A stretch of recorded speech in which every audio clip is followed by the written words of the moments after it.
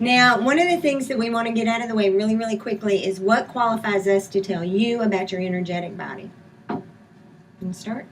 Yeah, Melissa sees the energy body, and she does sessions through that sight and through that vision. She sees a really intricate detail of it, and I don't see all that stuff. But in a matter of speaking, I hear the same thing through my ears that she sees. Deciphering that is sometimes a trick, but I've gotten pretty good with it. It's called synesthesia, and they talk about that in hallucinatory states, like when you're on hallucinogens, where you will hear sounds or where you will smell a sight, a color, and it's kind of like there's something in the brain that switches over, and that's at work here. So I actually see through hearing, and I'm sure that some of you who in this room and some of you who plan on being in the class will resonate with that. Where I don't see any auras or anything, but I just know something or I hear something. It works through other ways too. Everybody has a different way of learning things, and everybody has a different way of perceiving things with their extra senses. And it's okay and it's cool if you don't see things. It's cool if you see things rather than hearing them as well. It all eventually gets you to the same place.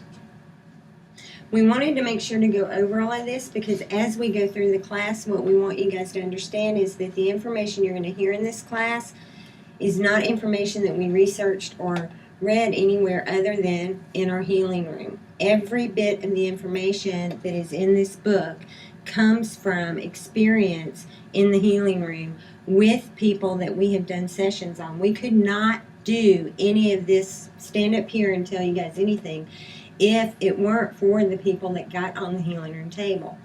Okay, we want you guys to understand that you don't have to see the energy body.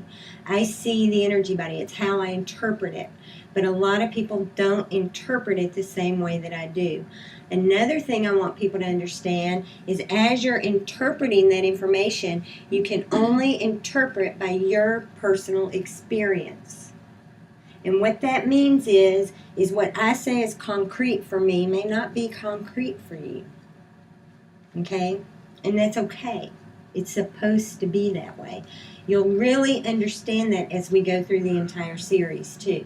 Okay? Another thing that adds to the series is we've studied other people's information. We spent many, many, many hours and a lot of money on books, and we've waded through it, and we've seen what jives with what we see, hear, and feel. And some of that will be in here. There's a lot of, the word chakra comes from ancient times, and some of their concepts do actually jive with what we've seen, and some of them don't. And we'll go over that as well because there's a lot of myths that we're taught that we will debunk or we will also expound on. And another reason that we're qualified to do this class is because we've had endless hours of conversation, a lot of it recorded. I guess you call it channel conversation. We do these channel sessions where we are diving into what Melissa's seen in today's session, and where we are trying to figure out what was that, what was going on there, and also in our own personal work, what's going on here. So a lot of it is come out of that as well. In the written material, we actually are quoting some other authors. A big one is Barbara Brennan, who wrote Hands of Light. If any of you guys have not read that book, guess what? I haven't either. I Gemini'd it. I did Gemini it. I'm going to be totally honest with you. And when I say Gemini it means I kind of stuck it under my pillow and tried to absorb it through sleep. I did flip through it and saw the things that I knew stood out to me. But the things that stood out to me made a lot of sense. I just don't have a lot of time to sit down and put into reading an entire book. But she is one person that we are definitely quoting in the introduction of the written material. Okay. Now, the energetic body. What is the energetic body? Some people call it the etheric body, some people call it the aura, and some people call it the energetic body. All three of those things are the exact same name for one thing. So people interchange these names quite often, but they are all the exact same thing. Now, the interesting thing is when I see the energetic system, the very first time I saw it, it looked like a blob. There was no color to it. And I had no clue what I was seeing. All I knew is, oh, look at that. Turned around and walked off. And then I met someone who really wanted to cultivate that in me, as well as knew that I had a desire to cultivate that as well. And I started understanding those are tiny little lines. And when I can put the little microscope on and see, I can actually be picking out what these lines are and where they go.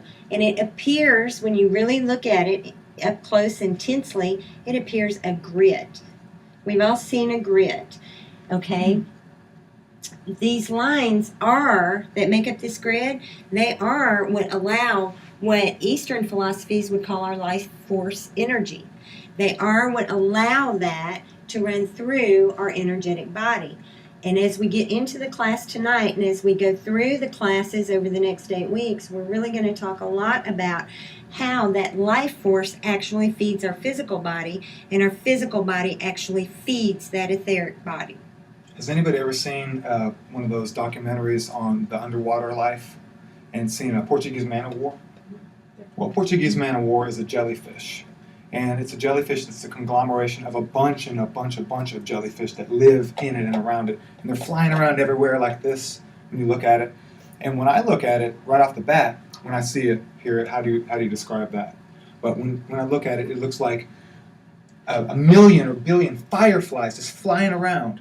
And what she's talking about, the specialized training is the focus through here of being able to decipher it.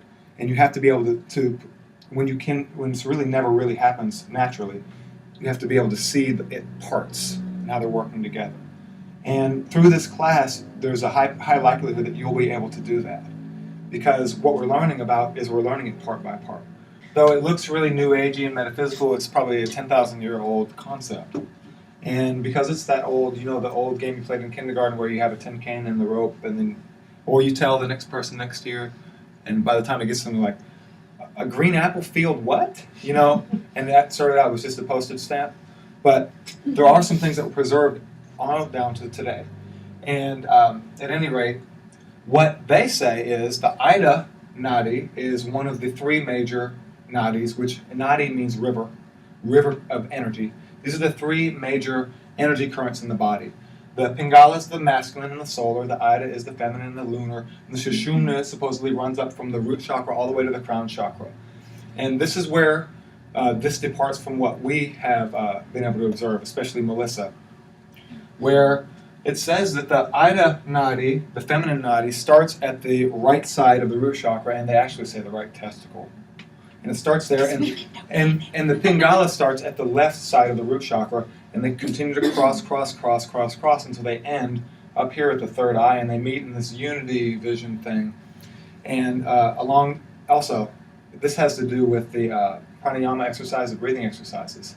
So when you hold the right nostril, you're actually working on the Ida Nadi. When you hold the left, you're actually working the Pingala, the masculine. But we know that to be reverse kind of from when you think of the feminine to the left, so it crosses over. That concept of them crossing over at each chakra does jive with what Melissa sees and what I see. But some of the other things don't, where they don't end. Nothing ends in the body. It's a continuous circuit that flows throughout the whole body, whether you're disconnected or really well connected and all that kind of stuff. It's a continuous flow if you're alive. And what else? The Sushumna. The Sushumna supposedly is the big channel that corresponds to the spinal cord. And it runs from the root chakra all the way up to the crown chakra. It can't correspond to the spinal cord. The spinal cord starts at the S3 at the mid-sacral level. So the root chakra starts at the coccygeal, the coccyx, the coccygeal plexus. So it doesn't directly correspond to the physical body. And it's kind of a device for their yoga stuff, is what we learned about. We'll go a little bit more in depth in that in the future, but only the stuff that actually jives with what we see, because we're not going to teach you anything that doesn't jive with what we believe because we've seen it and experienced it. So, but we will kind of go over a little bit some of the ancient teachings, especially the word chakra. When you hear the word chakra said, they always translate it wheel, but it doesn't, strictly speaking, mean wheel. It means that which turns, or that which is turning. But it's a language that's very fluid, and you can read 1,000 meanings into one word, and that's one of those. What was the word how you wanted to call it? Evolve. That which evolves. And yes, that is a translation of the word chakra. Now, the chakras are known to be a center where that receive, send, and assimilate information. Has anybody ever heard that before? You guys have. But has anybody else ever heard that before? Okay. When we talk about sending, receiving, and assimilating, the chakras are the point, and we're going to continue to call them chakras because it makes it really easy. The chakras are the point. Remember when I said you've got this energy coming in from source energy that needs to filter into the physical body? The chakras are the point that receive and assimilate that. Remember when I said that you as a human have a power that you push into your etheric field? It's sent through the chakras. Okay? Now, each of the major chakras are known to influence and govern specific functions in the body as well as specific energies that we know as energies of humans. And we will get into that. That's what each of these classes are about. The most interesting thing that we put together since all of you guys have been in class is we have been able to correspond each of the chakras with the nerve plexus in the actual physical body. Or a group of nerve plexus. Right. And that's, there are two major areas that they work, where most of us have pain from time to time: the lumbar spine and the cervical spine, the neck and your back. Neck pain, back pain. So in the neck, they work on the cervical branches, the cervical medial branches in here. And there's a cluster. And there's more that are interrelated there, too, that we'll get into in the actual class. But they work on the medial branches there. And if Melissa were to talk about what's going on there when she sees it, or I'll talk about it, then we'll see a lot of things that are happening in the spiritual layers or in the emotional layers and mental layers that are causing that neck pain. And the primary one that everybody's got when they come in, almost everybody, is lower back pain. And there are major nerve plexus there. There's a superior hypogastric plexus at the level of L5, which is right where it meets the sacrum. And then the celiac plexus that's at the level of L2 that are affecting all that. Then the medial branches that are all in there together. So we're going to talk about the energetic anatomy that's happening, and if it's governing bodily functions, then it's got to be having an interface with the physical body, and that's through the nervous system. We're going to discuss this is kind of a groundbreaking way to look at it, but I'm sure it's been done before. We're going to go kind of in depth to the point that we kind of understand a little better. So it's interesting that the solar plexus and the lumbar spine, where people are having their pain, are very closely related. And think about the society. Everybody wants to take your power, and all that. Everyone wants to take your power, take your power. Invariably, people come in with chronic back pain.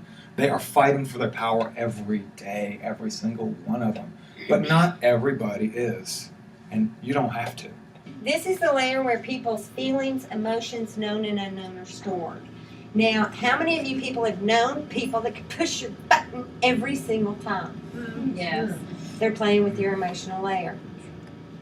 Or your emotional layer is being tickled. Plucking your heartstrings. Pretty much. Pretty much.